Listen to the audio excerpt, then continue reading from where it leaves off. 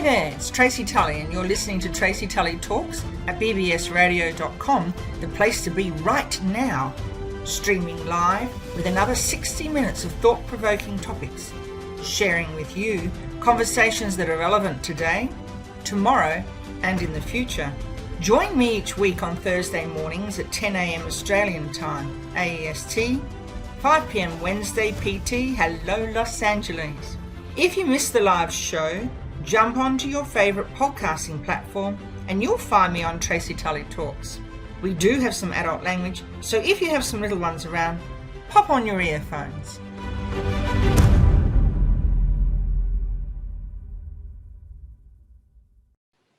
Hello to our listeners today on Tracy Tully Talks, and welcome to December, the festive season for us all. And I'm sure we're all looking forward to a lovely break, but I will be continuing right up and into Christmas. Christmas Eve will be broadcasting, and straight out of Christmas we'll be broadcasting again. So there'll be no stopping us here on bbsradio.com. I would love to introduce our guest today, and her name is Khoo. Selamat pagi, Kim. Selamat pagi, Tracy. And to everyone out there in Australia, how's the day been? It's been a busy morning.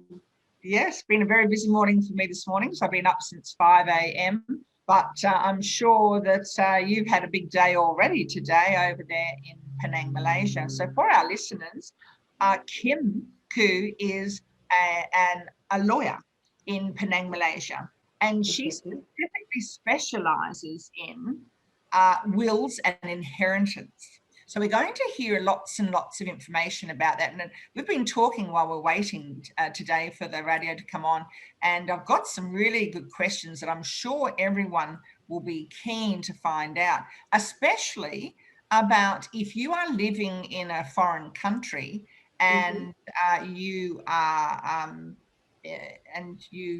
pass away, what happens then? So we'll come to that later. But right now, Kim, thank you for coming on board with us. With 25 years of experience in law, that places you in as well and truly as an expert in the wills and inheritance field, doesn't it?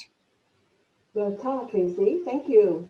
I'm very privileged to be invited by you to be on your Tracy Tully Talk, and it is in fact something that I look forward to. It has been the highlight of my week in preparing for this, because not only is my profession, but it's also my passion to be in legacy planning. So just to introduce myself a little bit, Tracy. Well, my profession is started off as a barrister, and then I went on into the paper chase as a solicitor. And my current focal area of practice is in legacy planning. And the company that I have set up is HERITANCE Wills International. Well, let me just deviate into who I am on a personal front. I am a wife of, as I said to you, only one husband. And I have got not more than one. Right. Too much trouble, Tracy. Yes, I can see that. Yes, right. So I have two sons, and they are 22 and 14. The elder one is currently in Sydney, Australia, and just started on a job. Yeah, we were very thankful and grateful that he entered the job market whilst in a pandemic. Yeah, very, very thankful for that. So he is working very, very hard, and we are very proud of him. His name is Andrew. And my second son's name is Asher, and he is my part-time IT support while I'm working from home. Just like last night and this morning, he came in to check in on me and to ensure that everything on the IT front is already all hooked up and ready. Yes, because, you know, Tracy, you and I, we are not the Gen Z or the millennials, and I think the IT is something that we are not so comfortable with, and we have to develop, knowledge into. So very, very, very thankful also that I have a son who is the Gen Z right here at home with me while I'm online with the world with you. And Well, I would also go on to say that I'm a daughter, and I'm the only daughter here in Penang with my mom. And as we went on to talk the other day, I was so happy and so delighted to have found that were born in Penang, Malaysia, right where I am. Wow, that was like such a bonus, Tracy, to find that you are from Penang too. And you were saying that you were here until you were 3 years old? Correct. Yes. Yeah. Yes, in your father was in the RAAF. Correct. Yes, he Yes, was. that would be yes, that would be just to describe for the listener. That would be in the mainland, which is the main part of Malaysia, whereas where I'm staying is in the island, and the island is well known as Paradise Penang, or also during the early British time, it was also known as the Pearl of the Orient. Isn't that Mm, exciting? right. Yes, I'm staying in a pearl. Yeah. I was born in the Pearl of the Orient. You were I born love in it. a pearl, so we are both pearls then. I'll have to introduce myself as that every time I do a workshop or speech. I quite like that Pearl of Yes, the Orient. I love pearls right. too, so Yeah. it makes Precious pearls. mm, pearls Precious be pearls. Right, yeah. So, a little bit on my passion. Since I'm a mother of two sons, when they were growing up, one of my very passionate pursuits, and I find it therapeutic, is cooking. And that is actually taking after my mother, who has a big family in Penang, and we all enjoyed her cooking. She was like the matriarch of the family, and I want to honor my mother today. She is a simple woman and yet so dedicated in her motherhood. And I would say that all that I am today is in fact due to the upbringing of my parents, which is largely my mom, who's a homemaker, a very good cook, and also, a very good support role to my dad, yeah, who was a contractor. And talking about that, I will go on to also say that in the legacy planning and writing a will, it can be also done like my dad, who had very little education but was a self-made man. He wrote his last expression of wishes and intent to us. He wrote it all down in a two-page letter, leaving behind for our guidance how to deal with his estate. Now, but because he didn't go to see his solicitor to get the will done, it was not a valid will. There are oh, some technicalities to make it a valid will, but he wrote it as an expression of intent, out of love and out of responsibility. As a Chinese man in those days, my dad is long gone. Yeah, he is. I would like to say in heaven, more than 15 years ago. And in fact, he passed away at quite an early age, at 55. And mm, he left behind an expression of intent. And we use that as a guide as to how to deal with his estate. So that's just to deviate a little bit into legacy planning, then to do with my personal, my family life. And it was able to guide us, yeah. I will touch on that in a formal sense later on, just to give your audience or our listeners here a better guide because it is essential to plan our legacy.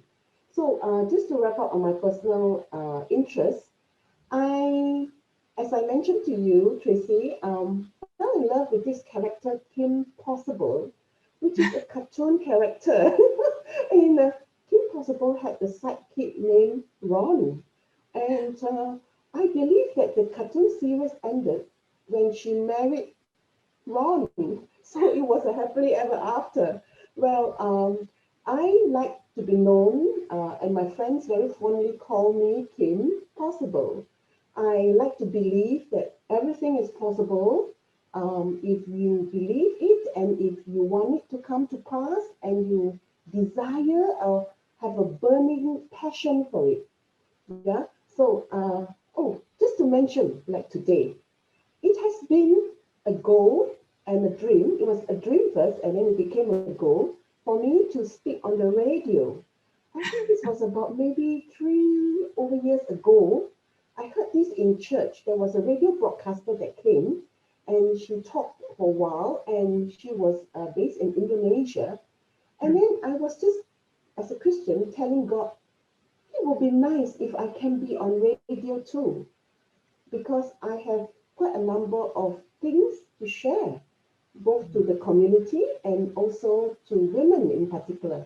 Because as Kim Possible, my passion is to empower women, yeah, with life skills, empower women with disciplines of life, basic disciplines of life. And I think this could come at the end, Tracy, but I'll just say it now. I wish, Tracy, as a mother of two grown children, that if I had hurt myself or been coached or motivated or engaged by someone like me when I was in my 20s, I think I could have overcome many of my life challenges more smoothly and easily. But because I had to go through it without a mentor, without a coach, and also without someone like you to unlock my voice, Tracy, as you mentioned in your website and what you are doing. Because I didn't have that in my 20s, the struggles that I had to go through, I had to go through on my own. Of course, with God, always praying to Him and asking Him to, like, help me out of my mess and challenges and whatnot. So, to the young women listener out there, I would just like to say, you can do it, because I did it, and that will be written in my book later on. So I'll wait for your question on that, Tracy. Ah, Right. So that's a little bit about who I am. And I'm married to, as I said, one man. And well, you know what? In the Bible, there's this chapter by King Solomon. King Solomon is King David's son. And as we all know, generally, Solomon denotes or depicts wisdom. And I think Solomon had about 1,000 girlfriends. Back then it's known as concubines. And at the end of the chapter, he said, meaningless, meaningless, meaningless. So having had 1,000 and more, he felt it was still meaningless and too much trouble. So I will stick with one husband. I will not go gallivanting for more. By the way, Jim. Tracy, right. By the way, Tracy, tomorrow is my 27th wedding anniversary. 32nd? 27. 27. 27 years, yes. 27 years. Oh, happy anniversary for tomorrow. Thank And you. what stone is that? Is that for the 27 years I'm not anniversary? too sure. I stopped counting after the 25th. But I do know that on the 30th, in 3 years' time, it will be the pearl. The That's the, pearl. the pearl, Right, yes. the pearl for the Yeah. 30th. Oh, well, I'm on 32. So, Oh. yes, it's a bit of a long haul, isn't it? You wouldn't want too Mm-hmm. many others. Right. Yes. Kim, when we have been speaking in the past, you talked to me about your journey to law and Right. the number of children in your family and how you went to your father and you asked him if you could study abroad. Could you tell us all about that? Yes. Well, I am in a family of six siblings. So my parents had my brother as the elder one and five girls after that. So being the second last girl, yeah, I'm the fifth in the family. I had to approach my father, who is the what we call the patriarch of the family, who's like the king. I call my brother the prince, and I had to ask him, oh, I call him father. Yeah, I said, Father, could I study law? Because that is, my ambition. When you are in school and the teacher asks you to write down in priority what you want to be. And when I was in what we call secondary school, which is Form 2, in around the age of 15, I wrote lawyer as the first profession of choice. Secondly, I was a little bit of a people pleaser, goody two shoes. And I said, my parents would be proud of me if I write down teacher. So I wrote down teacher as number two. And you are a headmistress for the last 38 years, So, I mean, the discipline and the good standing and all that in society, right? Yes. And I don't know what I wrote the third one. I can't remember, but I remember very distinctively the lawyer and the teacher was the first two. And you know how I came about wanting to be a lawyer? It is only because I love to look good. And I watched what was a very famous program for the American viewers here, LA Law. Oh, And I yes. was so, yeah, do you remember? Yes. Yes. Yeah. And do you remember that the ladies were also glamorous in their power suits? Yes. And when they put down the boot of the car and it slammed down, and you had the LA Law there, and then the music came out, and then it was like so exciting. And then, you see these power ladies go to court, and then they'll be like, arguing with their opponent, and then, asking for the right of audience with the judge. That's how we say it. Right of audience is ask for the right to speak. And I said, wow, that sounds so interesting. I would love to be a lawyer. It's so glamorous. Love to wear one of those power suits. That's what got me. Yeah. Uh, on the other hand, I also had a liking for mental intellectual stimulation. I love reading. I love anecdotes. I love quotes. I love anything literary. And there was a British program for our British viewer that I was very delighted with. It was called Paper Chase, if I'm not wrong. There was this very dogmatic, very traditional professor, and he was teaching, and he was lecturing. And then the words that came out from his mouth was so intellectual. You can't really understand 70% of what he's saying, but it sounded good. Right? Yeah, because the old English professor, he was a law professor. And also, there was this discussion group that was like having a lot of discussions, regarding the law and the paper chase. And that also got me going. I, I fell in love with the letter of the law. Yeah. On, both internally and externally, outwardly and inwardly, I just fall in love with it. And now, yes, I mustered up the courage in answering your question, Tracy, to ask my dear dad, so, Father, can I please study law? And I found this university, which is called University of London in UK. And please, can I do this law degree?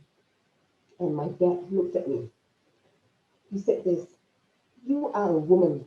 And what are you doing wanting to study law?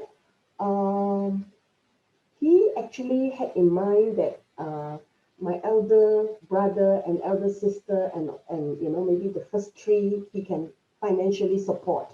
But then little me, the fifth one, he's like, maybe you could just find a good man and get married, and this is not, this is pre the postmodern time. And my dad is a traditional Chinese, although he was, I would say, forward thinking. He put us in Methodist Girls' School. All my sisters were schooled at Methodist Girls' School, which is a mission school set up by the Methodist Christians. And we learn English. So we all speak English at home among ourselves. And we speak the dialect Hokkien with our parents. So, so as not to deviate, I'll come back to your question. So when I asked him, and then he was like, in those times when the Asian listeners will appreciate this, when you ask your dad something or your mom something and they don't answer you, you don't pursue it anymore. You don't go around asking, so what's the answer? You just wait. So it's like silence. And it took a few months before he gave me a yes. I think he tested me. He asked me questions. I remember my dad as a great storyteller, and I love to listen to his stories. And he asked me a lot of questions. And then I think he must have satisfied himself that perhaps this fifth daughter of his can do it. And he allowed me to take up this law degree from the University of London. And I must say that it was not an easy exercise, you know. It was not easy for me to study, overseas and whatnot. I did some part-time work. I sustained myself. And that is the story. That's how I got started. And I came back to Malaysia and did the bar exams here. That's why my qualification is with the Malaysian Bar, which is the Bar Council of Malaysia. And I started practice here. There was a short stint of practice just for pupillage and whatnot in UK, but basically the large part of my practice is back home in Penang, Malaysia. So That's tell how me, it all started. yeah. So tell me, because you studied in England, and I know you would have had to do more study when you went back to Malaysia. Yes.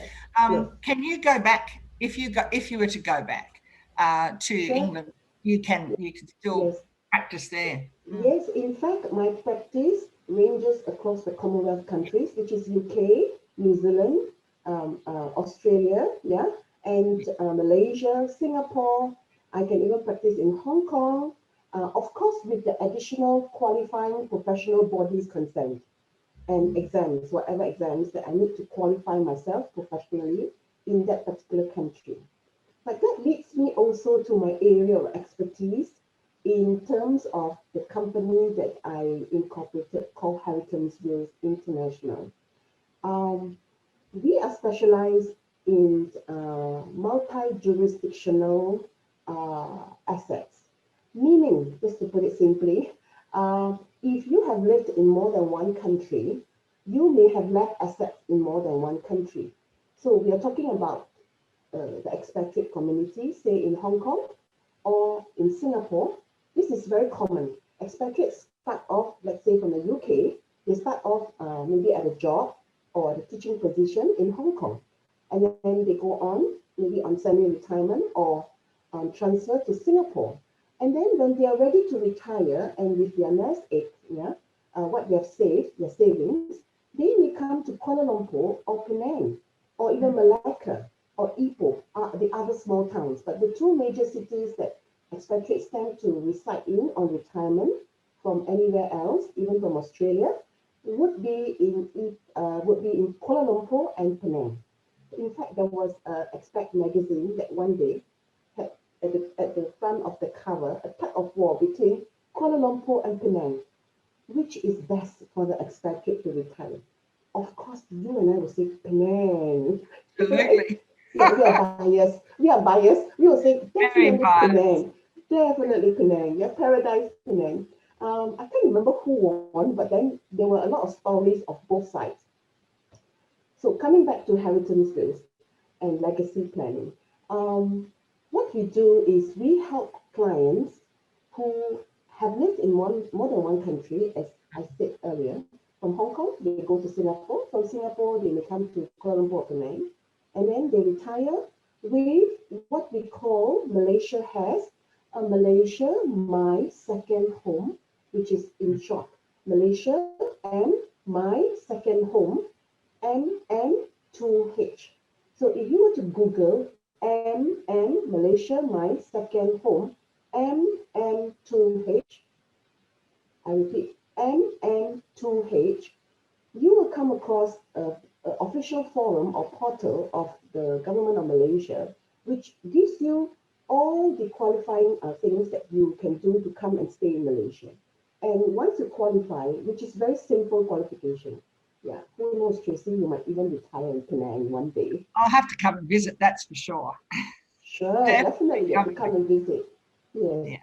So in the MM2H visa, you will get, after you pay up a bond money of Malaysia ringgit 150,000 only, which is kept in a fixed deposit in a bank of your choice, yeah, in your name, and with interest earning to you, okay, a 10-year visa granted by the immigration of Malaysia.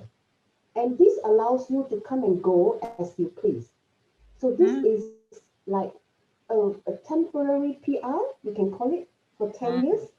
And of course, there are some residents here on MM2H that have stayed here for the 2 or 3 cycle of renewal.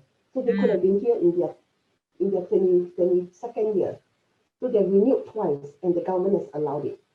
Basically, what they've done is they've taken their nest egg in another currency, a stronger currency especially, and brought it to Malaysia. Well, just to mention, Australia is like 3 times of Malaysian currency, yeah. So, and it expands their retirement fund by triple. Yes. And that would allow them to live comfortably. There was a senior banker from Australia. I don't think you'll mind me telling his story. His name is Keith. Yeah. He tells me, Kim, you know, there are some friends of mine that are here in Penang, and they have an apartment that is about 7,000 square feet. And you know what that bloke did? He had a Vespa, a motorbike, transported up to his apartment and ride around the apartment in his motorbike. And okay, just to mention on Keith, Keith is in fact doing his passion and living the life of his dreams. He's writing a book, more than one book. He's written like a few books, and you know he's like well, fully retired, and he speaks on behalf of international living and gives an idea about retirement in Penang. He's the consultant for Penang or the correspondent for Penang. So coming back to MM2H, this visa enables people like you or any Australians or any you know who have stayed in more than a place to retire here. And very importantly, my company helps MM2H visa holders to protect their bond monies of 150,000 with the Malaysian government under the bond. So I have done a couple of webinars online with the title "Where There's a Will, There's a Way." The essential, yes, where there's a will, there is a way. Where there's no will, I'm sorry, it's a question mark. It's a big question mark. I wouldn't say there's no way. There is always a way in law, yeah, but it's a question mark, and there are more hassle, okay? And other titles like the essential will for the expatriate or the essential will for the MM2H holder. Why? Well, I would say that I have personally witnessed, very sadly, some spouses and children who has their dad or even mom, you know, passed away, you know, when they are here. And when a will is not left by that parent, yeah, it causes, in addition to the grief and bereavement, a scramble in the legal process.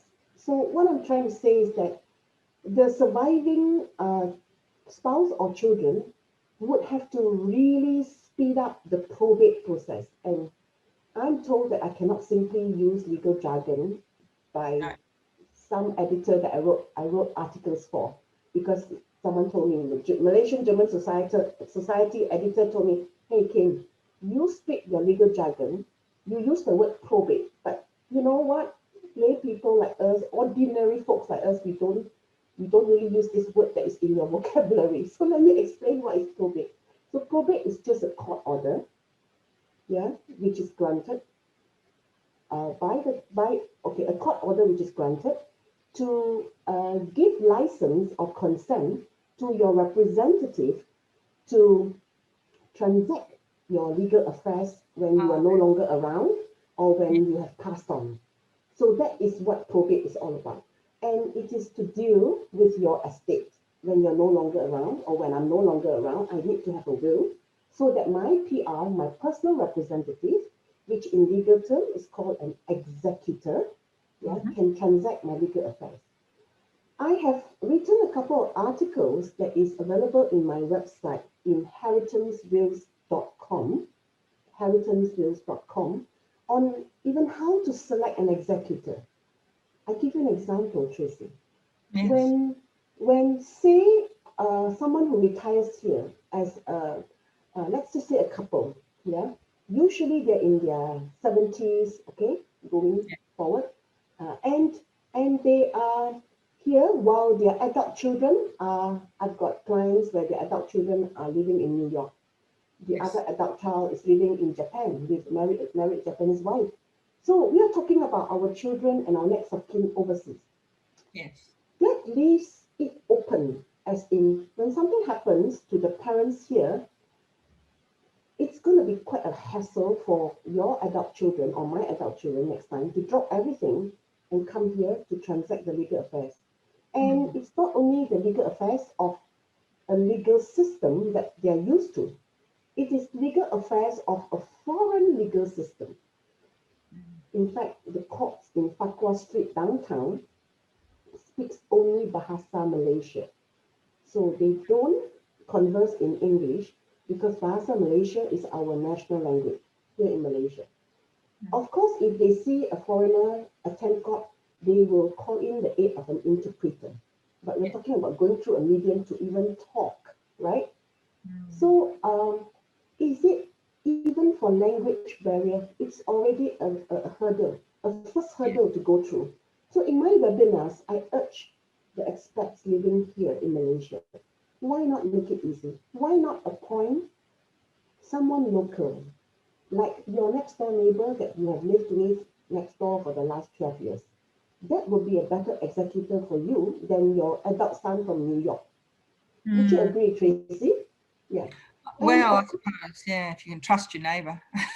Exactly. We have to trust. And also, the other disadvantage is a lot of expatriates in their own community are very transient. They themselves, their neighbors and friends, they're also very transient. That means they're here for a time. Some of them are here on talent visa. Then after 5 years, they finish.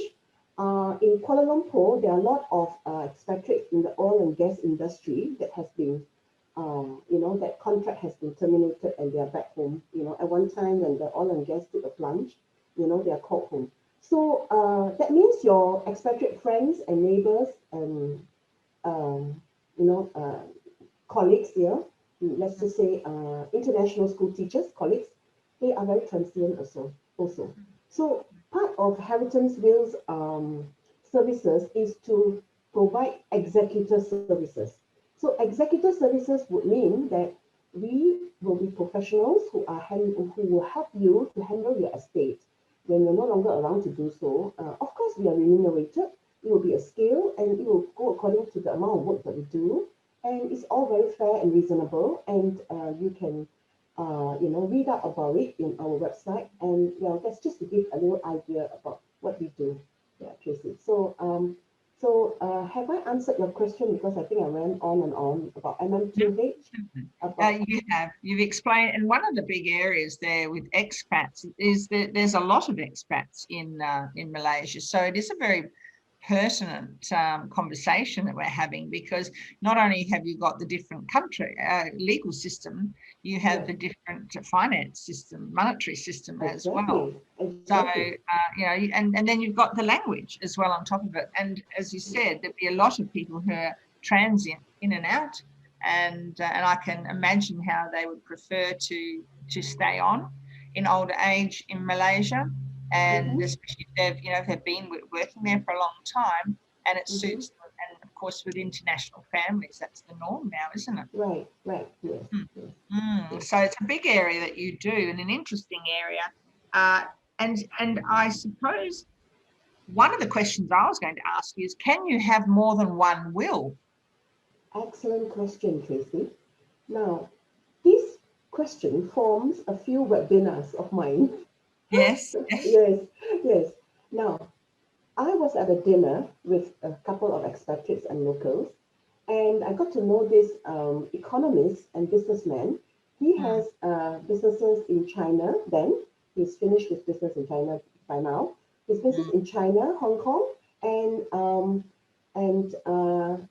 he's got assets in Singapore as well. And now he resides in Malaysia. So Malaysia is his base, and he is, his wife is a music director, and now she's a playwright, and she writes plays for our Penang Pack. When you come down to Penang, Tracy, I must take you to Penang Pack. We have very good plays and shows. Oh, good. Yeah. I'll take you up on that. yeah, cultural shows as well as international ones. Yeah. So, Mm. so this question was posed to me by this guy, this man. He is presently, he was a client, but he's presently a very close friend, he and his wife, to me and my family. And he asked me this, so Kim, I have assets in more than one country, and now I'm retired in Penang, Malaysia, with my wife, and my children are overseas. I've got three children in about two countries. Yeah. So he is originally from Denmark. So he said, I have a Denmark lawyer, I have a Danish lawyer, but do I need you as my lawyer as well? Do I need to make wills for my assets here? Do I need to make will to protect my MM2H bond monies? Mm. And I Mm. said, hey, this was asked of me many years ago. I said, hey, that is a very good question, and I'm going to come back to you with an answer. Yeah. So I actually took up his question. You know, of course, I wouldn't dream of advising him over a glass of wine or two, right? Tracy? At a dinner. Yes, no. Doctors and lawyers must not give advice when on social occasion. It's a bit of No. an endangered thing. Okay. Yeah. So I went back and I did research and I asked my team, do research on this and make sure that we have the right answer for these clients. And I took it seriously, and the answer that came up was this. My team tells me, they call me Miss Khoo, besides Kim. Miss Khoo, we cannot find anything in the legal books or in the law books that Mm. says that you can have more than one will, because the law of succession basically says that a will is an expression of intent. It Mm. is what I will use a legal term, ambulatory in nature, meaning that it will take effect on the death. The word ambulatory means it will take effect on the death. And when that happens, it is that one document written by the deceased that will guide his legal affairs. So both the English law, the wealth of English authorities and precedents by the English courts, as well as the Malaysian, as well as Singapore, which is actually in alignment with Malaysian law, as well as Australian law, which is in alignment with Malaysian law as well, because we're all from the UK law, from English law. There's nothing in the law books that says that you can do more than one will or you should do more than one will. But then, having been in practice for a number of years then, more than 10 in fact, or 15 or so at that time, I said to myself, hang on, if you cannot find the answer in the law book, you find the answer in practice. So I always believe in sleeping on issues, yeah, before I act. And I slept about on it and I was just debating and thinking, and I came up with this answer. Yes, you can have a will for each jurisdiction. Mm. And why would you want to do so? Reason is we are not the same as our great grandparents. In the older days, they stay in one place, they are born and raised, and they probably may pass on in the same place, other than the holidays here and there. Yeah, my Mm. great grandparents would be the same. But what are we today? We are living in a postmodern society Right. where we travel at the drop of a hat. Of course, now we don't travel because of the pandemic, yeah, and the lockdown. We travel, and then when we feel like it, we may stay in a place for 3 months. You know, we may stay in a place for a year if we're in between jobs for some of the adventurous Aussies out there. Yeah, I think I met an Aussie guy while I was in Japan with my family for a short holiday. And he tells us that he does painting and he says, oh, from here, Tokyo, I'm going to this other parts of Japan. And then we asked him, so where else are you traveling to? Oh, quite a number of places for a year. So, so that is doing the tourist thing.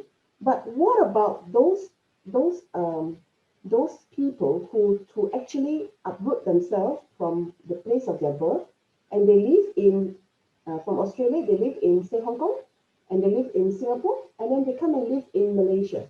So let's just make it simple. From Australia to Hong Kong to Singapore to Malaysia, you have four jurisdictions. You have four countries where you have passed through in life. You would have left some footprint, right, Mm. Tracy? You Mm. would have left Absolutely. some assets. You would have left some bank accounts. You would have left maybe a vehicle or two, which you would have sold off. Yeah, I did a will for a European guy that left that parked his one of his very nice luxurious car all the way in France because you know, maybe it's a nicer place to drive than in Malaysia. He left it there. He didn't bring his car over. So for those people who have got assets or left a trail of financial, uh, um, I would say assets, yeah, is easier, you know, a property or two, bank accounts and whatnot. It would be of practical importance to separate the assets of each country and let it be dealt separately by each jurisdiction or each legal system. Why? In the long run, when an M2H person passes away in Penang or in KL, if he has assets in UK or in Australia or in Singapore, the one in the UK or the one in Australia may be the bigger estate. Yes. And yeah, where you accumulate more and you have like your matrimonial home, yeah, Yeah. your whatever, your retirement pension and a lot. The Australian superannuation, I've done a lot of bills for all these, so I know about your superannuation, yeah.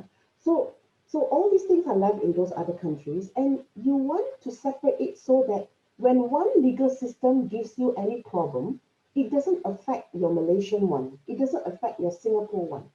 More importantly, it doesn't affect your current one. That means your last estate, the last country that you lived in. Why? Very importantly, you do not want to tie down cash flow of the current country that you are in. Because imagine if your bank account are frozen for Malaysia and your daughter in UK or in Australia or in US, I've also got American clients, dealing with that bigger estate and having headache in that area, they wouldn't be able to come and help you handle the estate here. So when you in Malaysia, so when I That's say here, I correct. mean Malaysia. So when Yeah. you separate it, you give your executor ease of execution. You give your spouse, the surviving spouse, be it the wife or the husband, cash flow that is not tied down. You give your children the children the comfort that they don't have to wait for your big estate to be unraveled before they can see some money coming from your smaller estate. So it is a practical reason. And in fact, Tracy, I would go on to now talk about for parents of minor children below 18 years old. So the Guardianship Act says that the Infants Act, Old English, Infants Act says that if anyone is below 18, they are called a minor or infant, and they Mm. cannot transact legal affairs. And what happened is the money will be tied down, frozen by the banks once they learn about the death, and it is a very tragic and sad situation if both parents were to say take a flight before pandemic and lose their life. And it's so Mm. personal, Tracy. I'll tell you a story of mine. Mm. My husband and I, a few years back, we wanted to take a holiday in Bali, almost Mm. like a second honeymoon, because it is a long time since we had a couple holiday away from our two sons. Yeah. So wanting to get away, we drove to Kuala Lumpur. Yeah, to park my two sons. I think at that point in time, they are probably my sons are about 8 years apart. Partly because I was doing a lot of fighting in court then. And I think they were like 12 and yeah, so the other one was of tender age, yeah. So I think 10 and 3, yeah, about 7 years apart. I, being a lawyer, know how to whip up a will instantaneously, right? So I whipped up a will, I drew up a will, and I said, here to my husband, this is fair and square. We give to each other everything. If you go first, you give to me everything. If I go first, I give to you everything. Now it's important for us to appoint someone that can step into our shoes if we happen to not come back. That means Mm. if we happen to Absolutely. die. Okay? I'm not superstitious, so I can say it. And we named my sister in Kuala Lumpur as the guardian in the will. Yeah. Okay. So we left the children there with my nephew and my sisters and all that, and then we flew to Bali. Tracy, lo and behold, in Bali, while on the television one day in our hotel room, there was the Air Asia plane that crashed.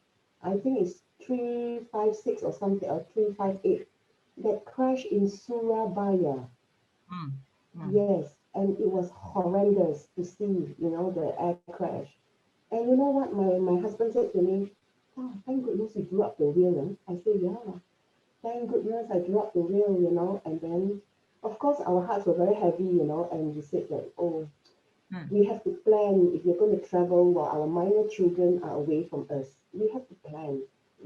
I think it is an act of love and responsibility as parents that we need to have the foresight to plan for our family and not to be taken lightly. And I think I need not go on about this because the pandemic already says it all, right, Tracy?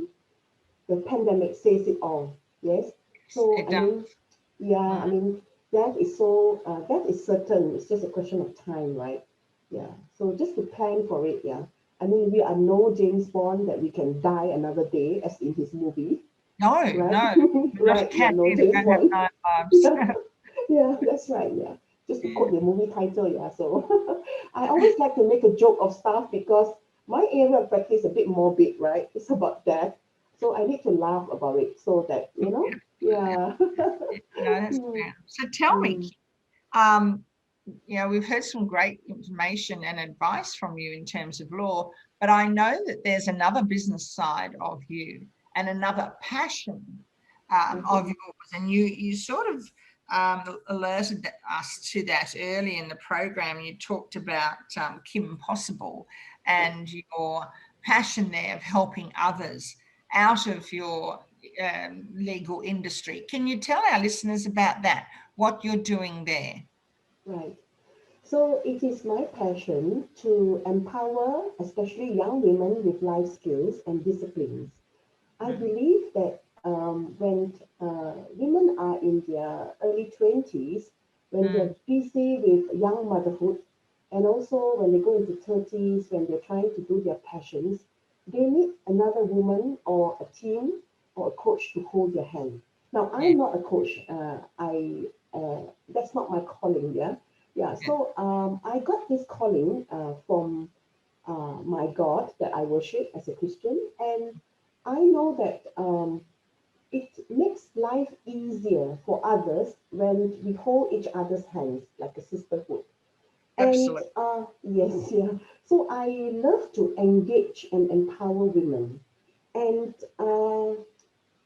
I was invited to train for 1 month in USA, in the island of Maui, Yeah, a couple of disciplines, and I'm also a faculty member of this institute called Haggai Institute that has been around for like I think coming to 30 over years or more.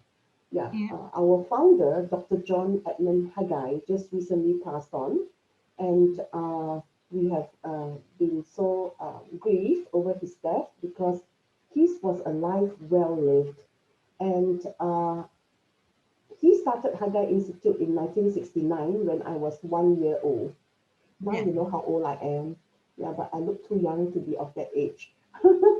Okay, so You're a lot so younger than me. I'm sorry. You are a lot younger than me. But you're still looking very good, Oh, Tracy. that's very Yeah, flattering. yeah. Flattering, everywhere. Love the Christmas festivity behind you. You Yes, always yes. put me in the Christmas mood when I still have to work. You always put me in the Christmas mood. Yeah, yeah. I put the elf to Yeah, work yesterday, yeah. actually. I took a heap of videos here, Okay. ready for my Facebook and my social media coming into Uh-huh. Christmas, and for the fun side of Right. me. I'm Yeah. sure that you'll see those and you'll get a giggle out of those. But your aim and passion is to help younger women and empower younger women. And that's a really Right. noble thing because, as you said, a lot of younger women may not have a role model to lean on Right. or a relative who's a role model, and they don't know where else to go or can't afford to go elsewhere and don't know what they don't know. So Mm-hmm. the beauty of what you're doing is you're helping them, and you're doing that through speaking, aren't you? You're doing that through your Zoom Yes. meetings, Facebook Right. Live. Yes. Mm. Right. Um, there is one specific area that is actually on my heart, although it's on my mind. Now, the audience out there may see me as a very gung-ho, very hardcore legal practitioner, legacy planner, yeah, who, may be able to do it all. Yeah, I can say to you out there that I struggle with disciplines of the mind, in my younger days. And when I came across this book, Battlefield of the Mind by Joyce Meyer, I was astounded by the truths in it, the absolutes in it. And I said to myself, if only I had come across this book in my 20s or 30s, Tracy, I would have saved myself a ton of tears and heartache, you Mm. know? Yeah. Yes. I could have saved myself all that, or I could have at least been empowered to do the other way, and maybe not cause my dear husband so much of, oh, what is she like at the next moment? Women with our emotions, with our Yes, we often hormones, change a you bit, know, don't we? Yeah. yeah, our cycle. And Yeah. there's this joke. Let me say this joke.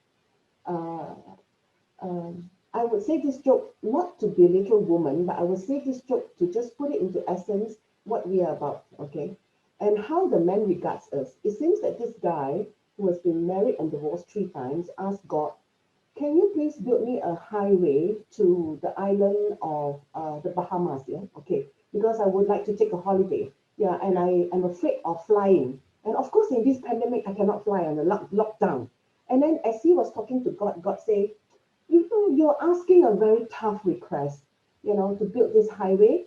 And then, is there anything else I can do for you instead of building you this highway? And when the man heard this, he pondered and he said, well, I've been married and divorced 3 times, and all my 3 wives says that I don't understand them. So there was a long pause. And then God said, how many lanes do you want on your highway? 2 lanes, 3 lanes? And how do I calculate it? Just let me know how far it should reach, and then I'll do it for you. So, women and girlfriends and sisters out there, I'm not saying that we are that, but I'm just saying that that's how some men regard their understanding of us to be an impossibility. I want to make it possible. I want to Mm. make it possible for the partners, for the boyfriends and the spouses of young women to be able to understand them and to be able to meet their needs emotionally and also to meet their needs physically, mentally, and whatnot. Of course, there are also gurus out there that says that you need to be independent. You need to stand strong and be who you are. There's a song about we are women. And or we will survive. And Oh, then absolutely. yeah, and then like out goes the man and will change the lock. No, I would say, Tracy, from my observation in my profession and the women that I've come across, uh, either the regular mother with the toddler, the mother of teens, or even the mother of adults. Yeah. And from the homemaker to the professional to the very top tier management ladies, CEOs, and whatnot. I've come across quite a number of layers, okay, that women are today. And I am so proud of you all that you are all that today. What I see sometimes is that, very sadly, I think there is a lot of emptiness inside, deep down. And not that I can feel the emptiness, but I truly believe that in stepping into my calling, I can help somewhat. I can help somewhat. Absolutely. Yeah. One of the titles that I love to speak on is the superwoman, the do it all and be it all. And when you do it all and be it all, at the end of the day, are you happy? Are you happy? I'm speaking to my sisters, dear sisters out there. Are you happy? Because Tracy, I think in our conversation on Zoom one day, we did say that no matter our accolades and achievement, no matter all the degrees and the PhDs and the business deals, $1 billion that we have done, okay, what exactly do we want on our last few days on this earth? I would say that you and I, we both agree, and we were laughing about it, that we want our loved ones. We Mm. want our Absolutely. closest next Absolutely. of kin with us. And we want to be able to say, I don't have much regrets because I have done what I can within what has been given to me, and I want to finish strong. I would quote St. Paul that he says that I've run the race, I have finished, and I want to walk into my God's arms. St. Paul said that. And as I say this to you, I got goosebumps. So the aircon is quite cold, and it's a bit soapy, after the heavy stuff, the heavy legal stuff. But that's what I am. That's what I am, the complicated and the simple Kim. And that's what I am. That's what I'm about. I want to help people to have that on their last days, not only do they plan their legacy well, but they also have no or very little regrets. And they have their loved ones with them, and they have lived a life that they are proud of. They're happy to walk away from this earth and say that this dress rehearsal is over. Now I'm on to the big act, in heaven, and or whatever your beliefs, to the Buddhists or to the others, the other faith, whatever your beliefs, what else do you want? Because I think the pandemic has. Do you agree, Tracy? The pandemic has.